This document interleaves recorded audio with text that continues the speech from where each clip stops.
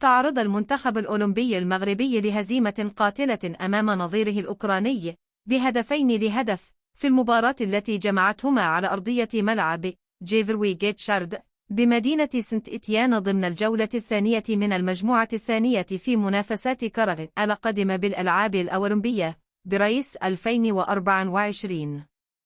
بدأ المنتخب الأوكراني اللقاء بقوة، حيث كاد أن يفتتح التسجيل منذ الدقائق الأولى لولا تألق الحارس منير المحمدي في التصدي لتسديدة خطيرة.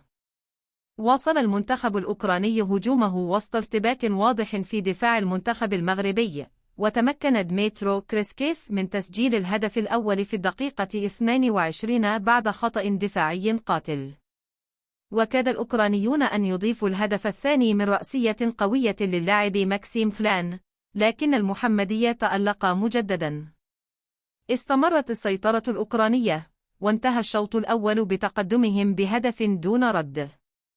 تحسن أداء المنتخب المغربي في الشوط الثاني، وكان بلال الخنوس وعبد الصمد الزلزولي وأمير ريتشاردسون قريبين من تعديل النتيجة، لكن غياب التركيز واللمسة الأخيرة حال دون ذلك. واستطاع المنتخب المغربي الحصول على ضربة جزاء بعد عرقلة سفيان رحيمي، نجح في تنفيذها مهاجم العين الإماراتي معدلا النتيجة في الدقيقة 65. سنحت للعناصر المغربية فرص عديدة لتسجيل هدف الفوز في الدقائق الأخيرة، لكن الدفاع الأوكراني صمد. وفي الوقت بدل الضائع، سجل المنتخب الأوكراني هدف الفوز ضد مجرى اللعب.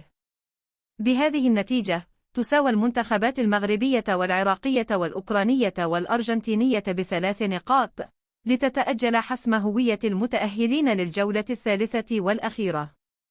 تشكيلة المنتخب المغربي ضمت منير المحمدي، أشرف حكيمي، زكرياء الوحدي، أسامة ترجلين، المهدي بوكامير، أسامة العزوزي، أمير ريتشاردسون، بلال الخنوس، سفيان رحيمي، إلياس بصغير، وعبد الأصمد الزلزولي.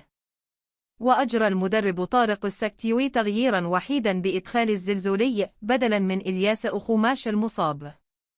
وكان المنتخبان قد التقيا وديا في مارس الماضي، وفازت أوكرانيا بهدف دون رد في أول مباراة تحت قيادة السكتيوي.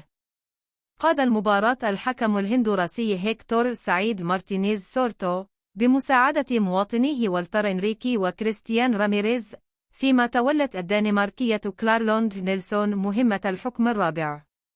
سيختم المنتخب المغربي مواجهاته في دور المجموعات الثلاثاء المقبل أمام المنتخب العراقي، في مباراة يسعى فيها لتحقيق الفوز وضمان التأهل وصدارة المجموعة.